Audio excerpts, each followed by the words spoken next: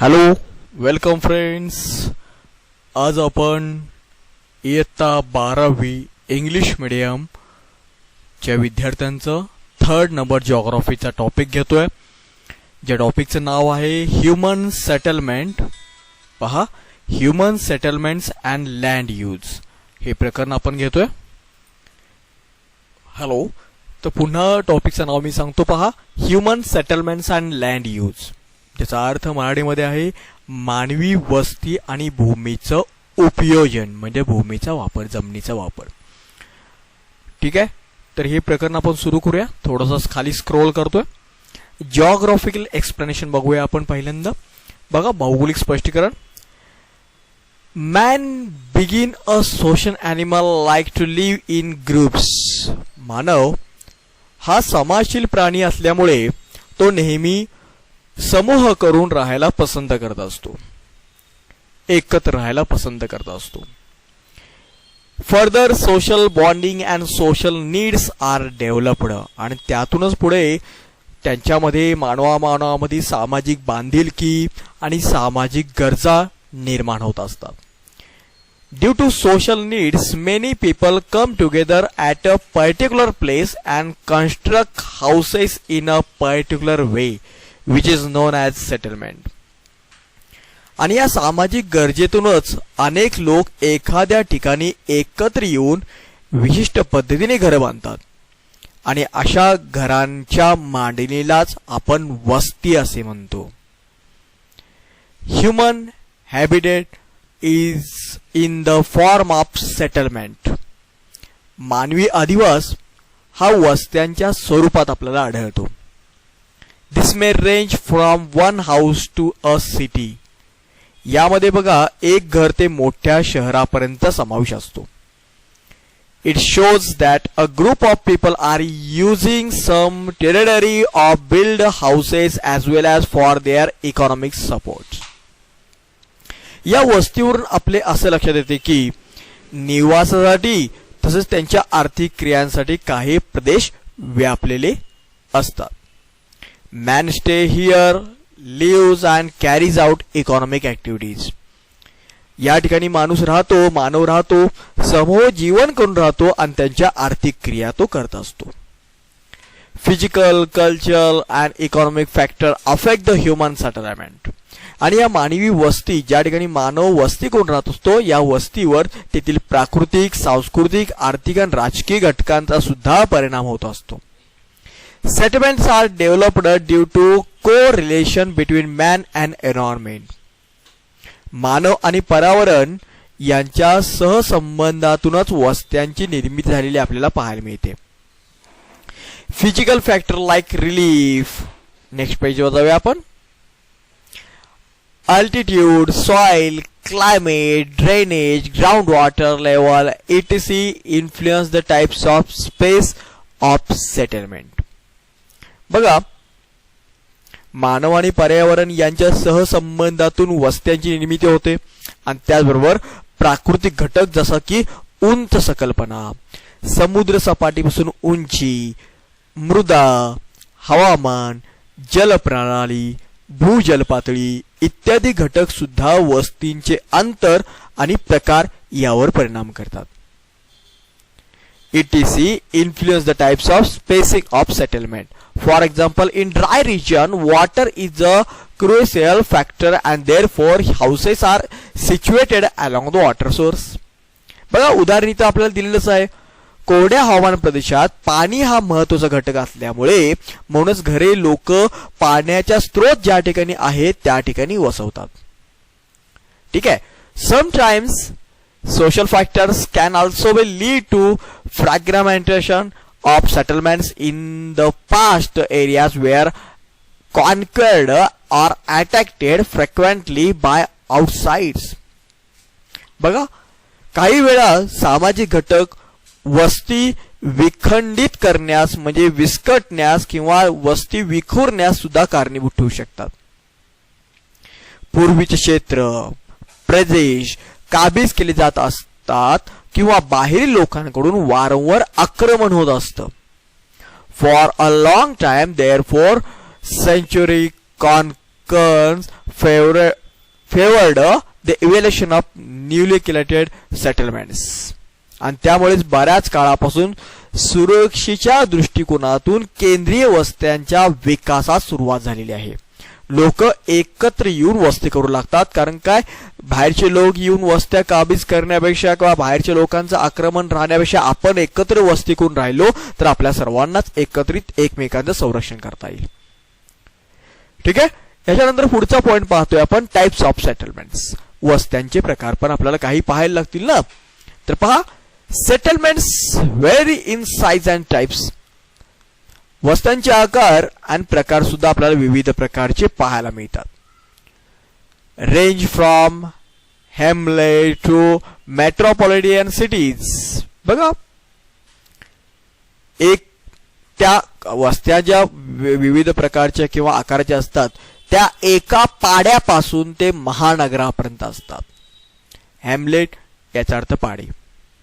With size, the economic characters and social structure of settlement change, and so do it ecology and technology. बघा, आकारानुसार वस्त्यांची आर्थिक वैशिष्ट्ये आणि सामाजिक संरचना सुद्धा बदलते. Settlements could be small and sparsely spaced. आणि वस्त्या या छोट्या आकाराच्या किंवा आणि एकमेकापासून दूर असू शकतात किंवा दूरवर पसरल्या असू शकतात. On the basis of spacing between the houses, settlements can be divided into following 4 types. बघा, घरांमधील जे अंतर असतं या अंतरांच्या आधारावर वस्त्रांची आपल्याला काही 4 प्रकारात विभागणी करता येते. पहिला आहे compact or clustered or nucleated settlements, म्हणजे दाट किंवा आपण केंद्रीय वस्त्या म्हणतो. दुसरा आहे सेमी क्लस्टर्ड ऑर फ्रॅग्मेंटेड सेटलमेंट्स, म्हणजे यांना अर्ध केंद्रित किंवा उपखंडित वस्ती सुद्धा आपण म्हणतो. पुढचे आहेत डिस्पर्स्ड सेटलमेंट्स, म्हणजे विखुरलेल्या वस्त्या. आणि चौथा आयसोलेटेड सेटलमेंट्स, म्हणजे एकाकी वस्त्या. ठीक आहे. आता इथं आपल्याला पुढची जी पेजेस आहेत याच्यामध्ये सॅटेलाइट इमेज आणि कॅरेक्टरिस्टिक्स ऑफ सेटलमेंट्स, म्हणजे वस्त्यांची वैशिष्ट्ये दिली आहेत, ज्या वस्त्या आहेत आणि या वस्त्यांची वैशिष्ट्ये दिलेली आहेत, ती सगळी तुम्हाला अभ्यास करून घ्यावी लागतील. थोडंसं तुम्हीच या पॉइंटचा अभ्यास करा अशी माझी अपेक्षा आहे. म्हणजे वस्त्यांचे प्रकार कुठले आहेत, रेषीय वस्ती, त्यानंतर आयताकृती वस्ती, नंतर आकारहीन वस्ती, केंद्रोत्सारी वस्ती, त्यानंतर वर्तुळाकार वस्ती, त्यानंतर पुढे त्रिकोणाकृती वस्ती, असे सगळे वस्त्यांचे काय आहेत आपल्याला प्रकार आणि त्याची काय दिलेली आहेत आपल्याला वैशिष्ट्य दिलेली आहे. तर आपण ही सगळी तुम्ही वाचून घ्या अशी माझी अपेक्षा आहे. त्यानंतर आपण पेज नंबर 24 वर जातोय, ज्याच्यावर आहे जिओग्राफिकल एक्सप्लेनेशन, भौगोलिक स्पष्टीकरण. पहा, one can also divide settlements according to their functions. वस्त्यांचे कार्यानुसार सुद्धा वर्गीकरण आपल्याला पाहता येतं किंवा करता येतं. On the basis of their functions, settlements can broadly be divided into 2 types. बघा, त्यांच्या कार्यांच्या आधारे म्हणजे वस्त्यांच्या कार्यांच्या आधारे वस्त्यांचे ग्रामीण आणि नागरी अशी 2 प्रकारात इथं वर्गीकरण दिलेले आहे. बघा, रुरल अँड अर्बन. मी मुद्दाम नाव माडीत पहिल्यांदा यासाठी वाचलं कारण एक्सप्लेन करायला आपल्याला सोपं जाईल. नागरी आणि शहरी म्हणजे रुरल अँड अर्बन, नागरी आणि ग्रामीण. ठीक आहे. पुढे पाहूया. Unlike rural settlements, urban settlements are generally compact and large in size. Based on their function of types, cities can be classified. म्हणजे बघा, ग्रामीण वस्त्यांपेक्षा नागरी वस्त्या या सामान्यतः केंद्रित आणि विस्ताराने मोठ्या असतात. बरं का, मी काय म्हटलं, ग्रामीण वस्त्यांपेक्षा नागरी ज्या वस्त्या असतात या सामान्यपणे केंद्रित आणि विस्ताराने मोठ्या असतात. तर त्यांच्या कार्य आणि प्रकाराच्या आधारे नगरांचे आपल्याला वर्गीकरण करायचं किंवा केले जाऊ शकते. तर आपल्याला पाहायचं आहे टाइप्स ऑफ अर्बन सेटलमेंट्स, म्हणजे नागरी वस्त्यांचे प्रकार. पहा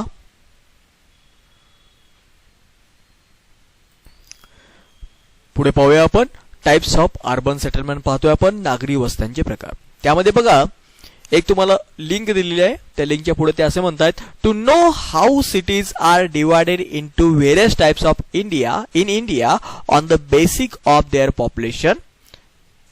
Also look for example from Maharashtra, refer the website and complete the table as given below. म्हणजे भारतामध्ये लोकसंख्येच्या आधारावर वेगवेगळ्या प्रकारचे शहरांचे कसे वर्गीकरण केले जाते हे जर आपल्याला समजून घ्यायचं असेल तर खालील जी वर दिलेलं संकेतस्थळ आहे त्या संकेतस्थळाला तुम्ही भेट द्या आणि लोकसंख्येच्या आधारे भारतातील वस्त्यांचे वर्गीकरण कसे केले आहे ते पहा. ठीक आहे. त्यानंतर तुम्ही हे पाहून घ्याल हे अपेक्षा आहे आणि ह्यावर आधारित जो चार्ट आहे तुमच्या समोर तक्ता आहे टेबल नंबर 3.1 तो कंप्लीट करा अशी माझी अपेक्षा आहे. त्यानंतर आपण पुढे येतोय तर स्क्रोल करावं लागेल थोडंसं वरच्या दिशेने.